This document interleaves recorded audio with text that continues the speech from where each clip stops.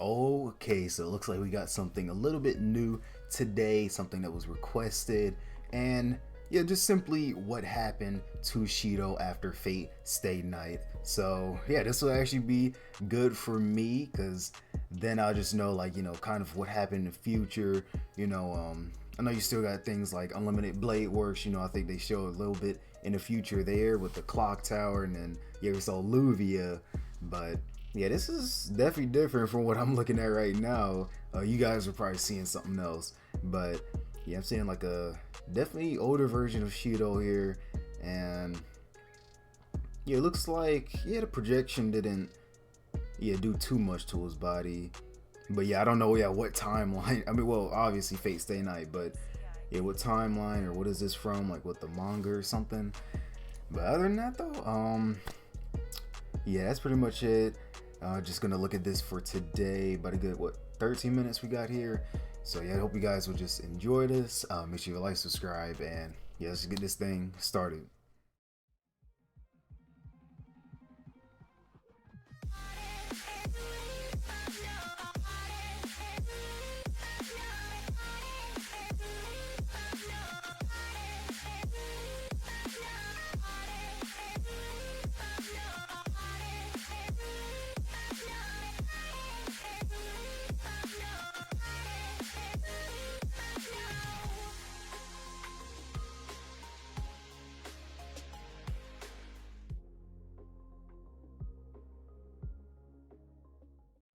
So I'm finally able to get back around to this one. I've been seeing a lot of people put this up because it's a pretty huge deal considering that there's been very little direct sequel information about Shirou beyond Fate Stay Night. But recently we just got our very first reveal of Shirou in El Malloy. Now his name has been brought up before in the series, but this is the actual first appearance. And as you can see, it's really Shirou. It's not Emiya, it's not some type of counterpart. This is truly a direct Shirou after the events of Fate Stay Night. So how did we get here? What exactly does this mean? What has Shirou been doing all these years after the series ended? So if you didn't know, and I've talked about this a little bit before, there is a series that follows Waver called the El Malloy Case Files. The first part of it takes place around the time that Stay Night goes on, and then the second part takes place some years after the end of Stay Night and Case Files. This is the adventures of El Malloy. So the okay, I need to see that then. Here would be around I guess we'll read from how it looks. A few things that we already knew before his I definitely like me some El Malloy. To the clock tower.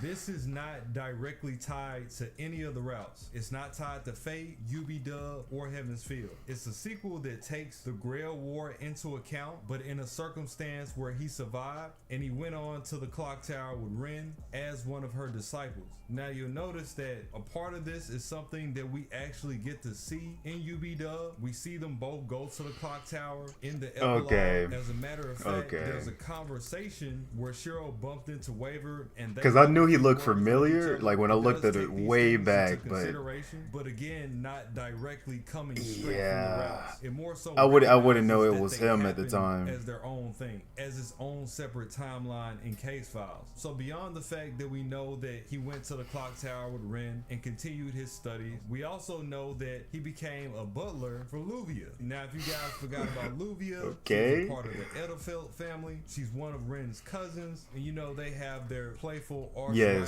going on. And in between Stay Night ending, she ended up hiring Shirou because, for one, she already knows about his work ethic, and then two, she's actually just as obsessed with Shirou as everybody else, including Rin. So a lot of this is the harem protagonist EX at work. She thought it would be a good way to get close to Shirou. But beyond that, where the picture comes from is the fact that Shirou has been sent on a recent mission to meet up with Van Fem.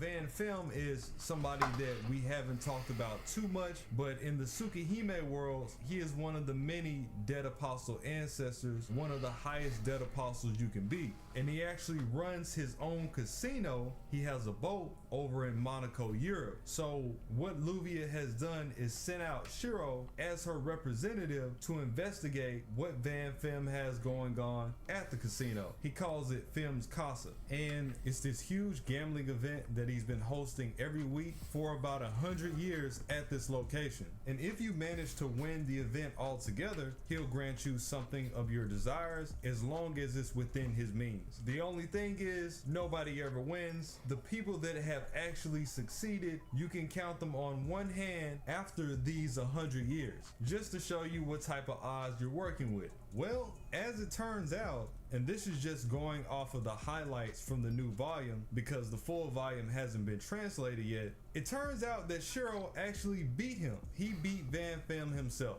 You gotta have EX luck. The thing about that is, when Van Fem asked him what he wanted as his wish, Shirou told him he didn't want anything. So he just makes left without sense. his prize. Definitely and Van makes Fem sense. felt indebted to him because, you know, he won. So it's like, he wanted to do that for him. Now, whether or not Van Fem has some type of ulterior motives with the person that wins is yet to be disclosed, because when you think about it, the person that wins obviously is different from everybody else, and that could serve as great use to him. And I'm pretty sure we don't know what happened to those few people that won. For all we know, it could be a ploy to up his foundation. I mean, this has to be a smart dude to be around for this long. He's at least 2,000 years old and reached the level that he has. One of the main reasons that Shirou went is because he didn't want to waste the $1 million ticket that it took to get into the event. By the way, the event is $1 million, but Luvia has that covered because she's rich. Shirou comes from a modest background, so it makes a lot of sense that he wouldn't want that to go to waste. And even she said in Ataraxia that she doesn't want to waste that much. So here's the thing, Shirou leaves and then he ends up going missing. But it's not what you think. It's not because of Van Fem. Shirou gets abducted by the Mafia. Huh? My life is really a movie.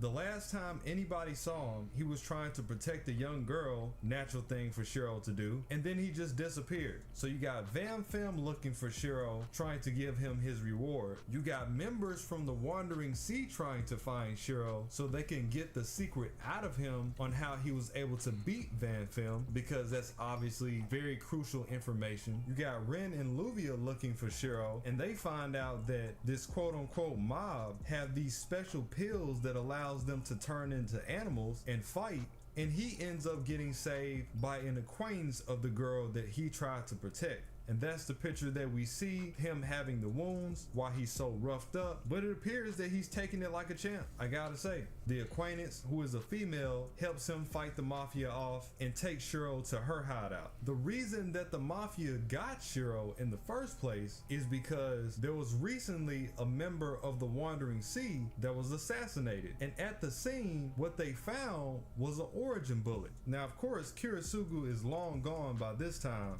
but knowing that Shirou is the son of Kirisugu, linked they up. just assumed that he had some type of connection to that, or at least they could get some information out. No connection to that. Him as soon as they could. And see me, I be thinking too much. So I would believe that the girl that saved me is actually in cahoots with the Mafia. You think that she saved you when she's actually the one that you need to be worried about. Yeah, the that could be a thing as well. Tried to say was a plant. I mean, if they know that he's Kirisugu's son, it wouldn't be too far-fetched to say they would know how he'd react. This is a setup, but that's just me being too skeptical. One of the most interesting things about this segment that's being revealed to us now, as everything is unfolding, is that all of this has been foreshadowed in Nasu's earlier works. Back in Hollow Ataraxia, which was a sequel spin-off to Stay Night, there was a part of the story where we found out more about the chest of Zelrech and how Ren has it in her possession at her crib because of the Tosaka family ties to Zelrech. So she had the chest at her house. And the thing about this chest is that it embodies the same concept as his true magic. Just like the kaleidoscope characteristics, just like his gem sword, it has the ability to manipulate alternate worlds. So by sheer chance, Ren and Shirou end up locking themselves in the chest, and they're just stuck inside of it. But the chest inside is like an actual world. And since the chest runs on the concept of Zelrech's magic, it can also manipulate the things inside of it. So they decide to call for help, and what they end up actually doing is calling an alternate stay night 3 years into the future and actually talking on the phone with them. So Shirou from Stay Night is talking to Taiga 3 years into the future. Then he talks to Luvia 3 years into the future. And that's where the whole Van Femme incident gets revealed. Mind you, this came out in 2005. So again, Nasu is always playing the long game. And it's already been stated that he's working with the writer of Case Files to kind of incorporate a lot of the untouched ideas that weren't able to be realized directly after Stay Night. And a lot of those are being implemented in things like Strange Fate and in places like here, El Malloy, for example. So you got Luvia on the phone yelling at him, oh, you know, it's been over an hour. You've been taking your sweet time. You're supposed to be a representative for me at Van's casino event. So in this time that he's calling this future Luvia, this supposed alternate world, is the same event that we're experiencing in volume 6 of part 2 El Malloy right now. You can see Shirou is actually on the cover, and they tried to keep it low key until the definitely images finally started to surface. Really interesting play on this older material. But going off of what Luvia is saying in Hollow Ataraxia, Shirou is supposed to scope out the scene until Van Femme actually shows himself, and then Luvia is gonna pop up herself and then see what she can get out of it. But it turned out to be a lot deeper than that. Another thing that has to be pointed out is the relationship between Ren and Shirou in this alternate world. Yeah, what's going on Ren there? is head over heels. Yeah, for Shirou. clearly. By her own words, they haven't seen each other in a while. We're already past the part where they initially go to the clock tower together. Again, this isn't supposed to be following any route, so it's not like they were that close as they were in UB-Dub, but Ren still ended up having, you know, those deep feelings for Shirou even outside of the routes, is what they're basically saying. So he's talking to future Ren, and she's saying, I can't wait to see you. I can barely sleep because I keep thinking about you. I'll do anything that you ask me to once we get together. And usually you guys know that I'm paraphrasing, but she's actually saying this verbatim. That's the crazy part about it. She's saying this word for word. And here you have present time. That's crazy from her. Who's on the other side of the phone and why Shirou is making the faces that he's making. It's so funny, bro. This entire scene with the chest has to be one of the best moments in Fate, slice of life wise and Ataraxia wise. And then we have the ultimate meta where Ren gets into an argument on the phone with her future self. Addressing a little bit more on Van Femme, he is a master puppeteer. He's one of the many people that showed up in the French incident that appeared in Tsukihime. The French incident where a bunch of dead apostle ancestors showed up at Ciel's hometown. Oh, I need to see that. Hold to the on. point where Ciel was one of the only survivors, and he was present. You can actually see him with his top hat and his cane in the silhouette alongside his golem daughters. He shows up in Fate Strange Fate later on in the story. Flat actually gets into contact with him, and he's the reason that we actually find out Jester's true identity, that Jester was originally a female by the name of Dorothea. The reason why Van Femme knows is because Jester is actually a descendant of Van Femme.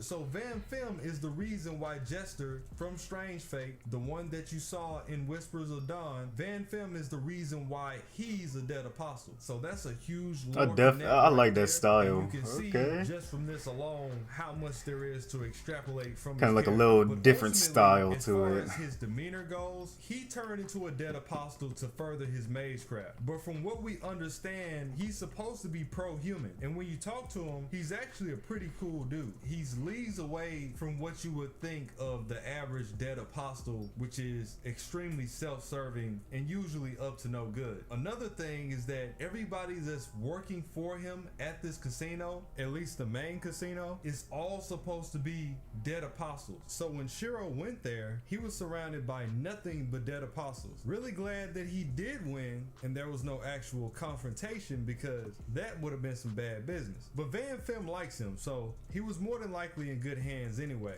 Plus, the situation with the Mafia ended up being an equally bad circumstance. We didn't miss out on any of that. By the way, it's heavily implied that Shirou is a gamer. At least 1/3 of all of Flat's gaming collection originally came from Shirou. My boy Shirou is about his money. So, yeah. He's trying to get that steak deal. He's trying to get that kick deal. He's putting in that work. Yep, definitely putting in that work. And then, yep, that's about it for this one. So, yeah, just a little bit extra of, what happened after a Fate Stay night for him. Yeah, encounter with the Mafia and all that. Yeah, that's true. They really could have set him up. If you really got to know him and be like, yeah, he is definitely a good person. You know, it don't matter, you know, what's going on right now. You know, he would sacrifice his own life just to save someone else. And then, yeah, the person that actually came to save Shirou, yeah, that could have just been a whole setup, part of a plan as well. But hold on, let me see that again, because, yeah, no, I still gotta, because it's something recently. Yes, it's Strange Fate out right now, or something that literally just came out. Yeah, that, and then something else last year, I think. But yeah, definitely look at that. Yeah, right now I was just really getting into this, the lore of about everything, you know, while I got it nice and easy. Yeah, just look at these and then eventually make my way back to the anime. And then also really making sure I'm done with the main story. So yeah, definitely by now I'm done with the main story. And then, you know, you got things like Tsiah, that, yeah, actually I feel like I should have gotten rid of as well. Finished that. And then, yeah, after that, now, yeah, it's just pretty much whatever at this point. Yeah, that's what I really wanted to happen. And then Fate Apocrypha, yeah, I know needed to finish that as well. Yeah, get done with those first, then just basically do whatever at that point. Because, yeah, by then I'll know who is Ren, who is Shirou, who is Tsiah or something. I'll at least know the concepts and all of that by then. Then, yeah, also looking at this, seeing like, yeah, there was extra to El Malloy. And not, okay. And then also, if I can get back to it here. It was like way in the back. Okay. Yeah, right here. I'm like, I know I've seen him like way back in Unlimited Blade Works. Not before, or not when I was looking at El Malloy, but like way before when I was looking at Unlimited Blade Works. I'm like, he looks familiar, but at that time I definitely would not know who this would actually be. Like I would hear his name, but yeah, I wouldn't know. But yeah, good to know that, yeah, that whole interaction happened. I at least remember, yeah, whatever happened there.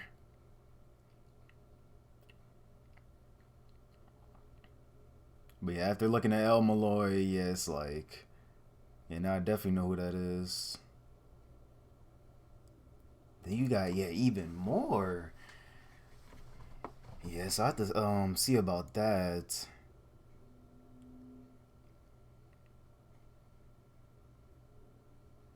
But yeah, I like it. Yeah, just a little bit extra story. Get interactions with their future self. Ren saying yeah, her saying all of that. That's definitely out of line for her. I mean, you know, I know she be like, be all embarrassed and stuff, and not trying to exactly say what she feels about Emiya, obviously, right? If you're in love and all, but this is definitely something else.